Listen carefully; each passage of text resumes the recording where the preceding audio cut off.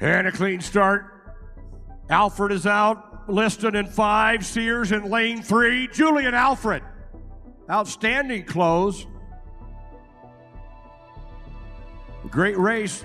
6.99 for Julien Alfred. Big news, folks. An Olympic champion from a tiny island just ran one of the fastest indoor 60-meter races ever seen by a woman. She is only 0.02 of a second away from a world record that has stood for over 30 years. And the man who first made her fall in love with this sport? Usain Bolt. Bolt is the fastest man to ever live, and no one has shaped the sport more than him. His impact spread across the whole world, pushing kids from small countries to dream huge. One of those kids grew up on the island of St. Lucia, watching Bolt win again and again. She has said straight up that Bolt is the reason she became one of the fastest young runners on Earth. Remember that, because the same hero who once inspired a little girl from Castries is now the exact bar she is trying to clear as she chases a record that has outlived entire generations of sprinters. So who is Julien Alfred, really? She was born on June 10, 2001 in a small community called Cicerone in St. Lucia. This is a tiny island. Fewer than 180,000 people live there, and no one from St. Lucia had ever become a big name in sprinting. Her start in the sport happened almost by chance. A school librarian saw her outrunning the boys in her class and pushed her onto the track team. Under coach Cuthbert Modeste, her raw talent began to grow. Then, in 2013, when Julien was just 12, her father died. She stepped away from the sport completely, drowning in grief that most kids her age could never handle. It took a lot of convincing from people close to her just to bring her back. When she returned, she made a bold move for a teenager. At only 14 years old, Julien packed her bags and moved to Jamaica alone, leaving her family and everything she knew behind right after losing her father. In Jamaica, she joined St. Catherine High School and started racing in the legendary ISSA Boys and Girls Championships, the same tough competition that built generation after generation of Jamaican Olympic stars. She was just 14, a foreigner, training in the true home of sprinting, in the very country where Bolt built his legend not long before.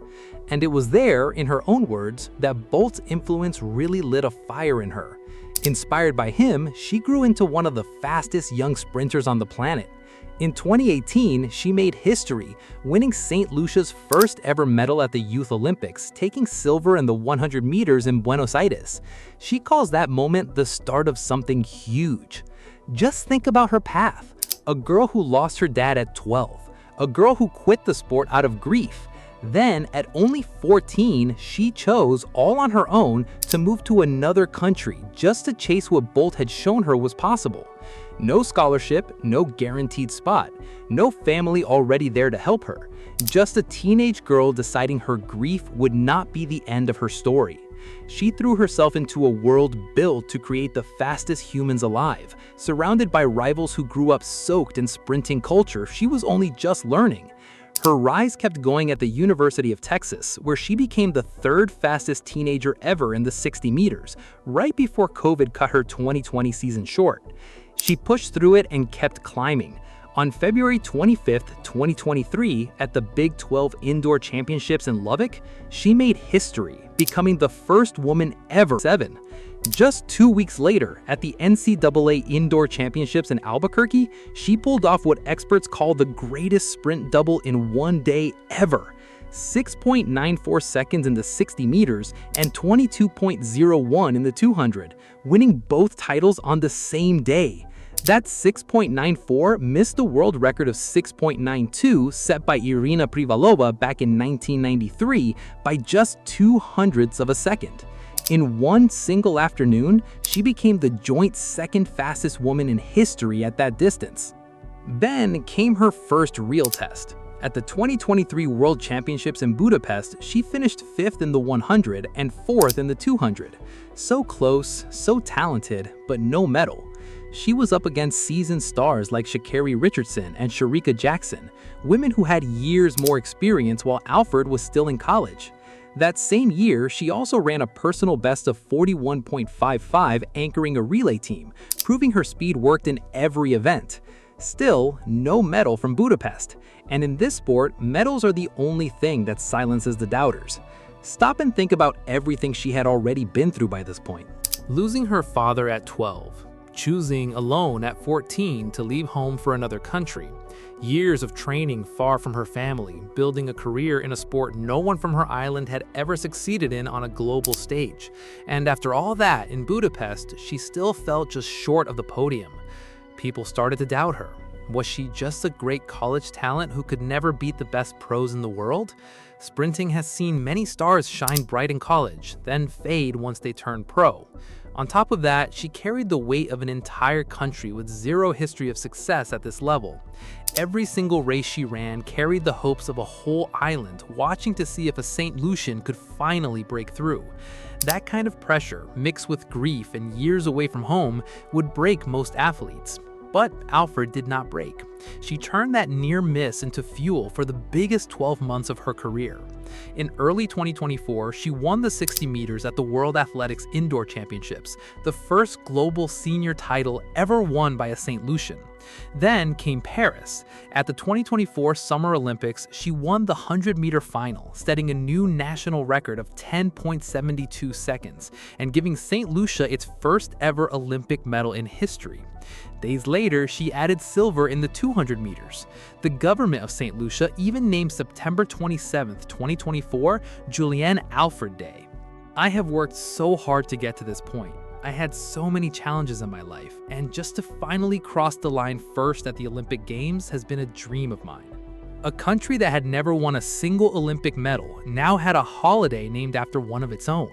Just think about the size of that moment. Every past Olympics ended the same sad way for this tiny island. No medal, no podium, no flag raised. Her 10.72 in Paris did not just win her gold, it rewrote what an entire nation believed was possible. And she did it on the very same world stage where Bolt once did the same thing for Jamaica, a much bigger country with way more sprinting resources. Drop a comment right now before I tell you what happened next. Did you know Julien Alfred's name before her gold medal in Paris? I read every single comment. By 2025 and into 2026, the 60 meters became her true obsession. After an injury cut her 2025 season short following a bronze medal in the 100 meters at the World Championships in Tokyo, she came back in 2026 with one big goal: break Irina Privilova's 32-year-old world record of 6.92 seconds. On February 13, 2026, at the Tyson Invitational in Fayetteville, Arkansas, she opened her season with the fastest time in the world that year. 2 days later, she went even faster, running 6.99 to win gold, smashing a 14-year-old meet record of 7.02 set by Tiana Madison in 2012. That gave her the 3 fastest times in the world for the year, and made her only one of 2 women ever to break 7 seconds 6 separate times, second only to Privilova's incredible 13. Her personal best stays at 6.94, set 3 years earlier, still the joint second fastest 60-meter run by any woman ever, still just 0.02 of a second from a record that has outlasted whole generations of sprinters. She did not break the world record that night in Arkansas, but she proved, race after race, exactly how close she has been to history since she was barely 21. A month later, at the 2026 World Indoor Championships in Torun, Poland, she won bronze in the 60 meters, missing silver by just 0.03 of a second. Even on a night that did not go her way, the gap between her and the very top stayed razor thin. By June, she moved outdoors, winning the 200 meters at the Rome Diamond League, then winning the 100 meters in Oslo, proving the 60 meters chase was never her only weapon, just the one grabbing all the headlines. Now think about the full circle here. Bolt showed the world what a sprinter from a tiny Caribbean nation could become. Julien Alfred watched that happen and let it shape who she became. A girl from an island of under 200,000 people, training alone in a foreign country at 14, chasing the same impossible standard Bolt once set for men's sprinting. She has not broken Privilova's world record yet. At 6.94, she sits 0.02 of a second away, a gap so tiny it barely shows on a stopwatch, but one that has held strong for 3 decades against every serious challenger. What makes the story so wild is not that the record has fallen, it's that the same inspiration behind Bolt's legacy is now sitting closer than almost anyone alive to rewriting the women's record book. She has said herself on a podcast how much she still loves this event. Her coach, Dennis Florial, has spent real time breaking down Privilova's record frame by frame, hunting for any tiny bit of extra speed. That kind of deep, obsessive work, studying a 32-year-old time piece by piece, is the exact same discipline that turned young Bolt into the greatest sprinter the sport has ever seen. Los Angeles, 2028. Alfred will be 27, defending her Olympic 100-meter title on American soil, with a world indoor record still sitting just 0.02 of a second out of reach. If she keeps this pace, the question between now and then won't be whether she belongs with the greats. It'll be whether the woman inspired by Usain Bolt finally finishes what he started, rewriting a record that hasn't moved in over 30 years. So here's the big question. Does Julien Alfred finally break the women's 60-meter world record before Los Angeles? And does she defend her Olympic 100-meter title in 2028? Drop your answer in the comments. I read every single one. And if you want to be here for whatever Julien Alfred does next, subscribe right now. This story is only just getting started.